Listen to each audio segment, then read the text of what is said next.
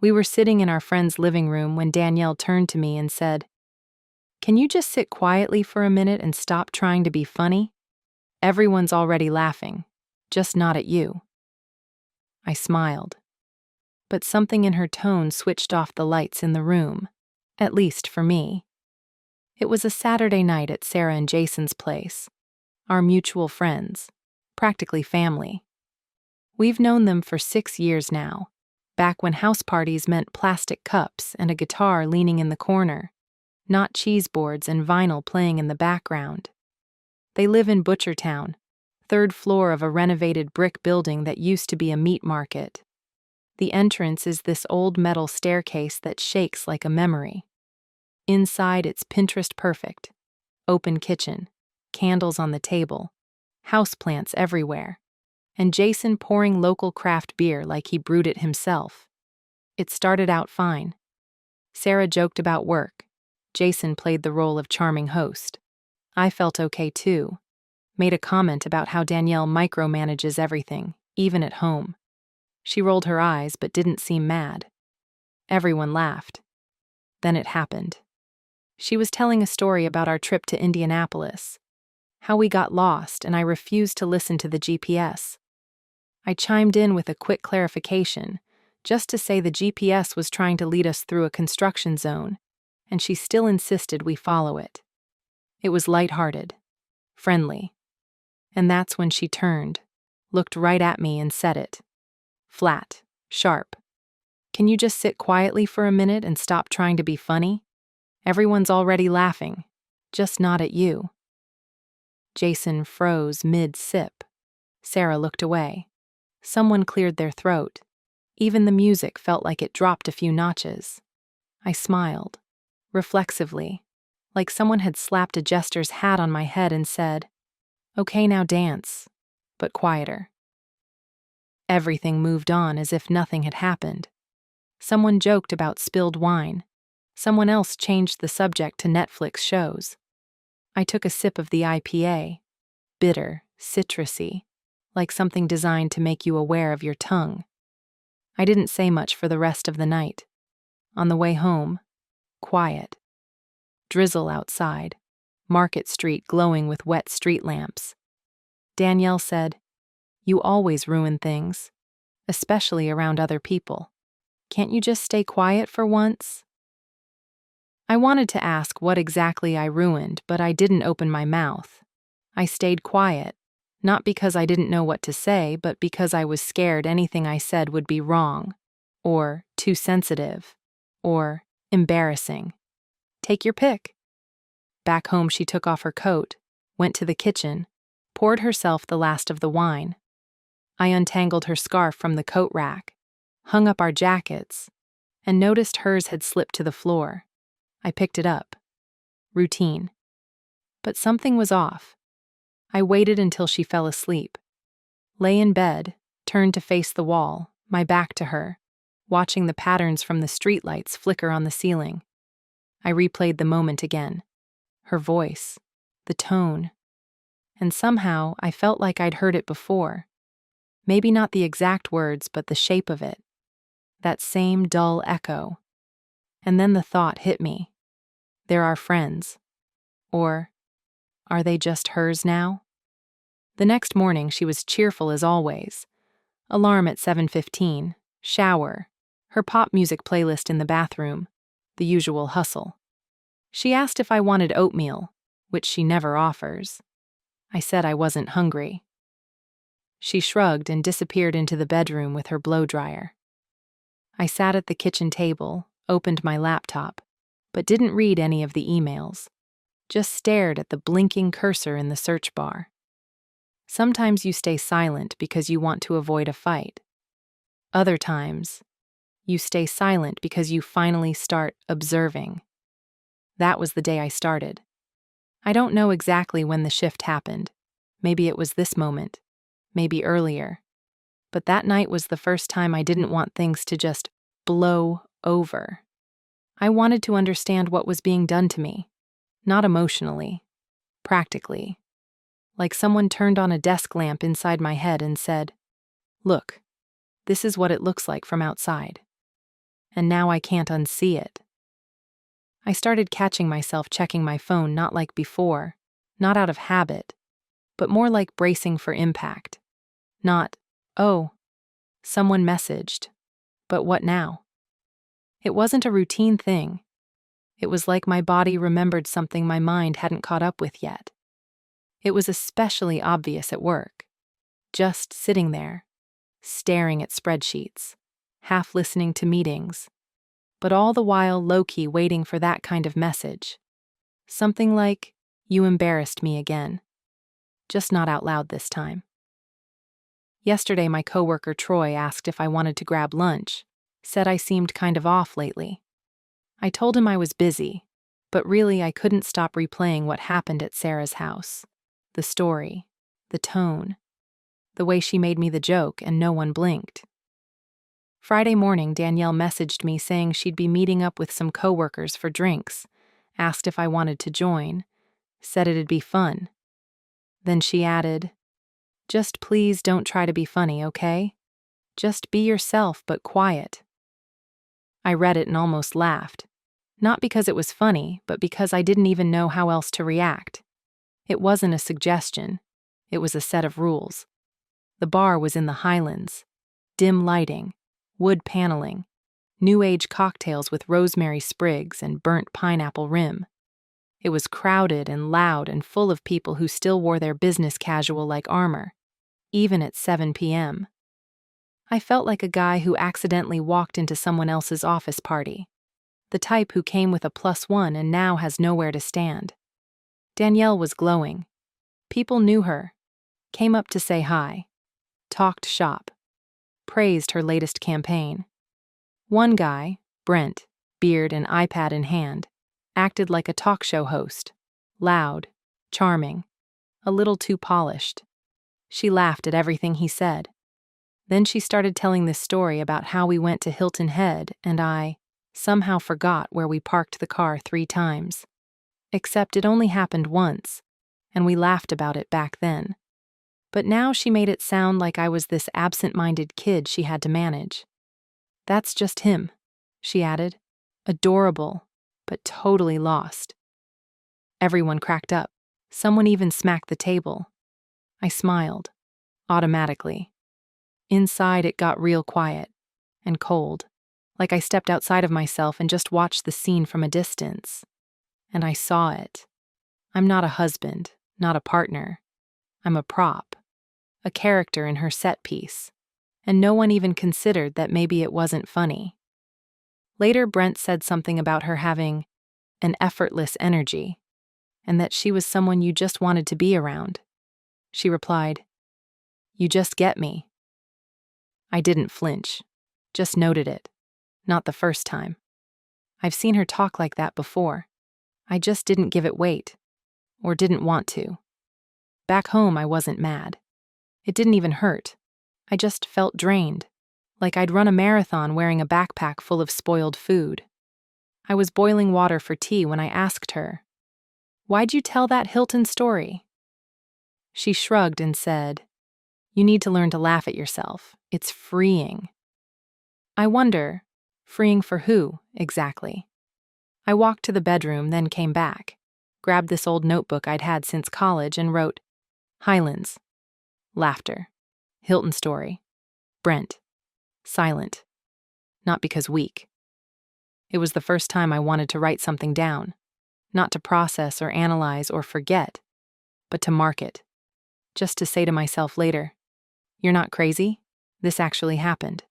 A week went by, and on the surface nothing had changed, but inside me something had definitely cracked, like a hairline fracture in glass no one else sees. But you know it's there, and spreading, and one day the whole thing will shatter into powder. Only for now you keep pretending you can still drink from that mug without cutting your lip. On Friday, Danielle said she wanted to host a dinner at our place, invite Sarah and Jason and a couple of her new work friends. She added, "It's been a while since we all got together. It'll be cozy." And I nodded. Not because I wanted to, but because there wasn't really an argument to make against it. It was just dinner, right? I went to the store, bought ground beef, tomatoes, fresh pasta, good cheese. Wanted to make something decent, something that said, hey, I'm capable. I'm not just the guy who gets lost in parking lots. When I started cooking, I realized I was moving like a checklist. Slice, stir, season. And meanwhile, my brain kept running this reel of how it might go down.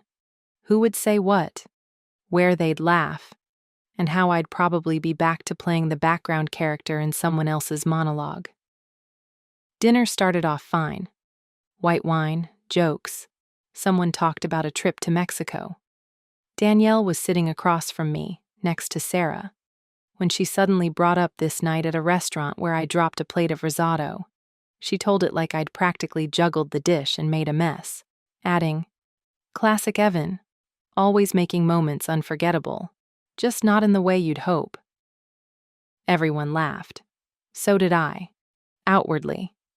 But inside, it was like standing on a stage in a play you didn't audition for, where you don't know your lines and no one claps at the end. Sarah turned to me and asked softly, "Are you okay?" I said I was fine, smiled, and looked out the window instead of at Danielle. It was getting dark already. Part of me wanted to say, "Looks like fall's finally here." But it wouldn't have meant anything. After dinner, I stayed behind in the kitchen, washing dishes while the dishwasher hummed and water tapped steadily from the faucet. Funny how in moments like that, you hear yourself louder than usual.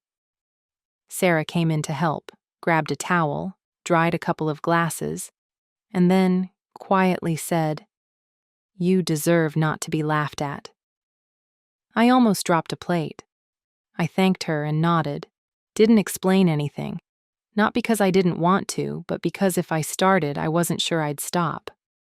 Later, after everyone left, I sat in the armchair and opened my notebook. Wrote, "Sarah, first time someone saw." That's it. No extra context. Just a snapshot. To not forget that it happened and who said it. The next day I started re-watching everything Danielle said and did. Not as her husband. Not as the guy feeling slighted. But more like a stranger trying to understand someone anew. I started noticing how often I was just a backdrop. Like my role was to add contrast to her brightness. And the more I watched, the clearer it became. I found an old video from 2021, a dinner with her co-workers, where she told a story about me getting lost in the menu, and then finally finding the bathroom with help. Everyone laughed. So did I. But now it made me sick. It wasn't random. It was a pattern. I created a new folder on my phone, named it Invisible, started saving things there. Screenshots, notes, voice memos. Not because I planned to use them, but because I needed proof. I didn't trust my memory anymore. I needed something that said, yes, this happened. That evening, on autopilot, I told Danielle maybe we should take a break from having people over. Asked her not to invite anyone for a while.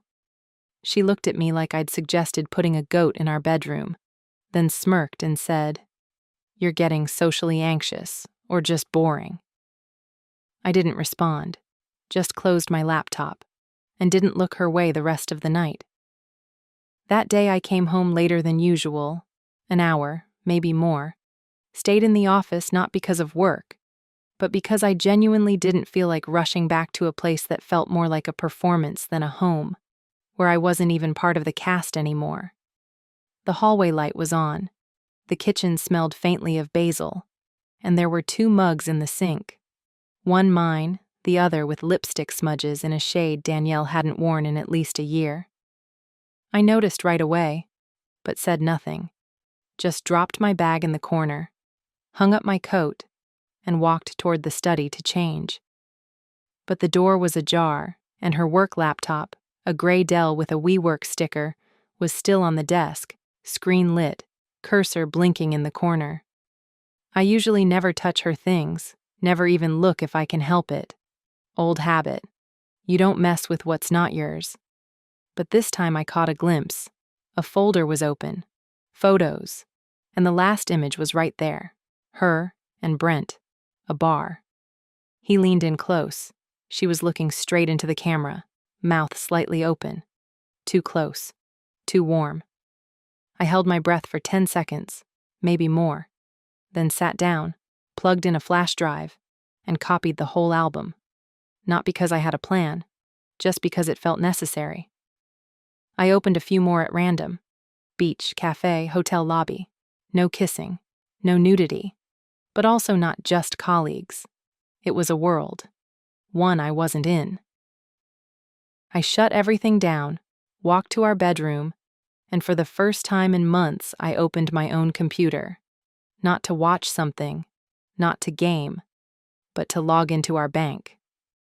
For the first time in the entire marriage, I actually looked through our account history, and there it was. A plane ticket to Nashville, 2 nights at a hotel, Uber rides to and from the same location. On a weekend, she said she was visiting her mom who was sick. Another trip, a month later. Same story. I didn't feel anger. At all. No sadness, no jealousy. Just a complete, dense silence. Like someone flipped a switch inside me and shut down the emotional circuits. My body moved. I observed. The next day I messaged Sarah, asked if she had time for lunch. We met at the same spot we always grab salads, the little cafe at Market in Campbell. She arrived quickly, sat down and asked, "What's going on?" I said I thought Danielle was seeing someone.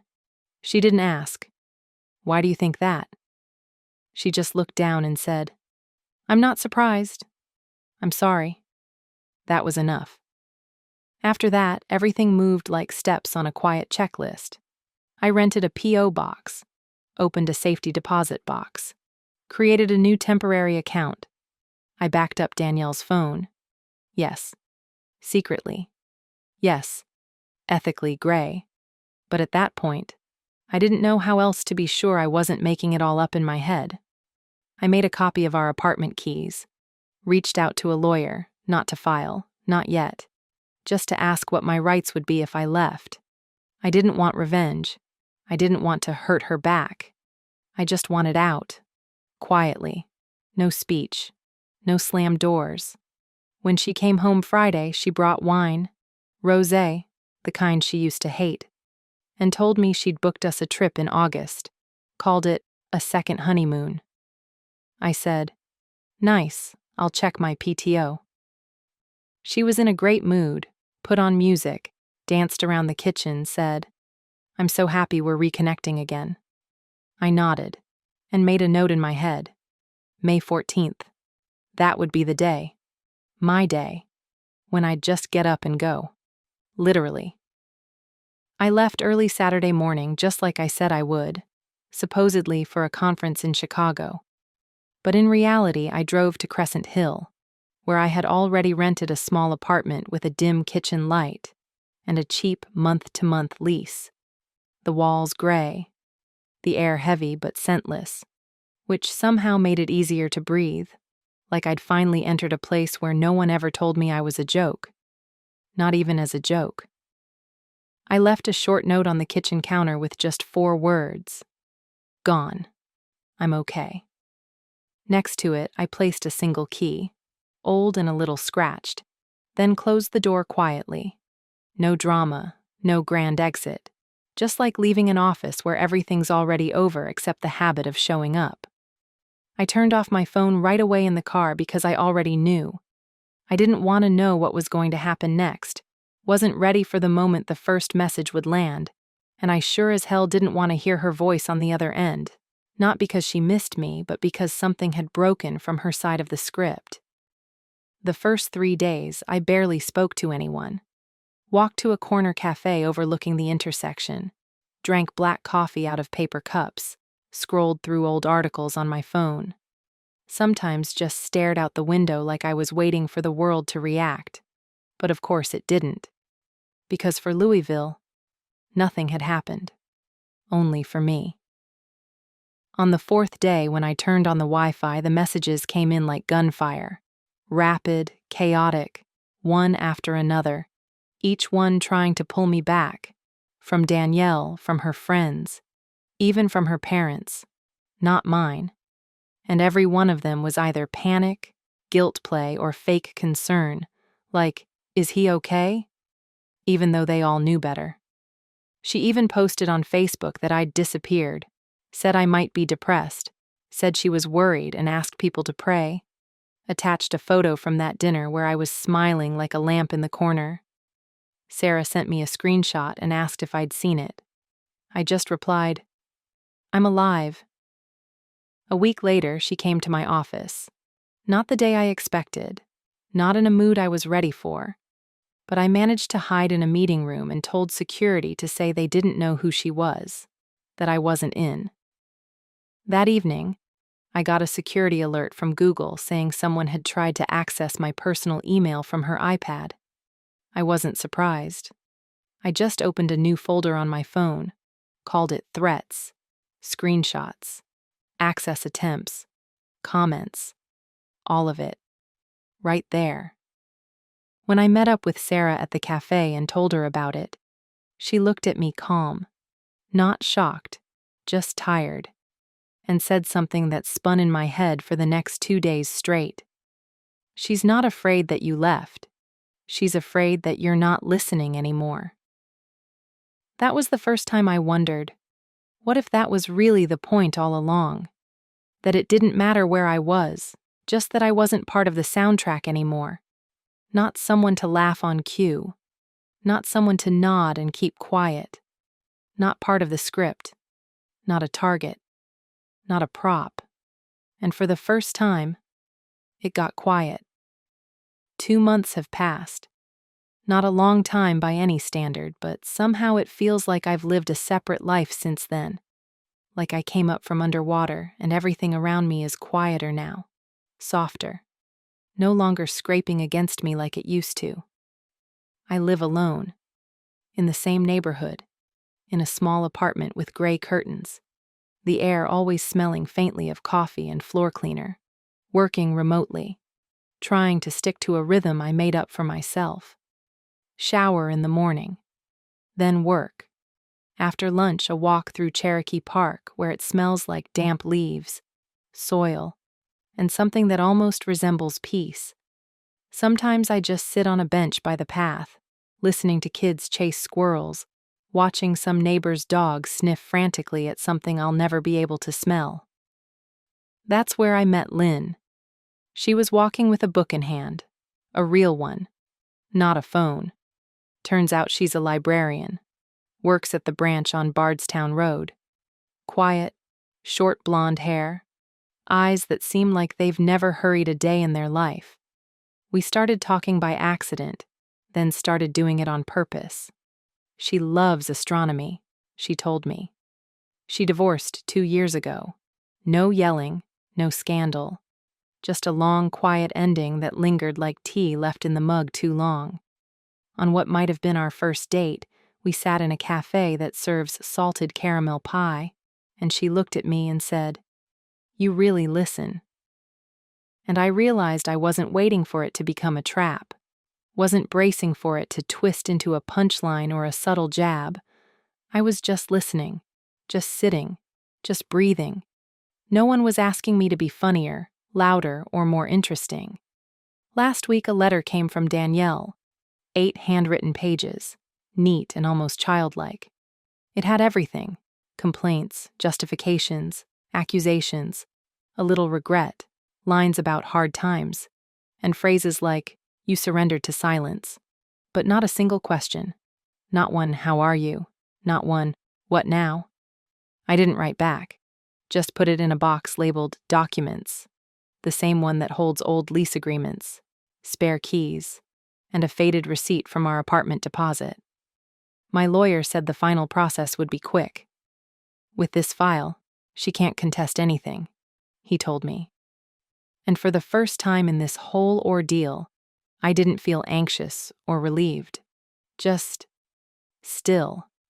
Like someone flattened the audio track. No more spikes or dips. Sarah invited me to a picnic. Just friends, no reason. I went, even though the old version of me probably would have said no. And there, on a blanket in the grass, surrounded by people who didn't require performance, I laughed. Not because someone said something clever, but because I couldn't hold it in, and no one stared. No one said I was too loud. One guy, whose name I barely knew, said, "You seem lighter." I nodded. Not because he was right, just because yes. That evening, walking past the window of a diner, I saw my reflection. Dark jacket, tired face, a half-melted ice cream cone in hand. And for the first time, I didn't look away, just stood there, looking, a minute, maybe more. Then I smiled, not because I had to, but because I wanted to.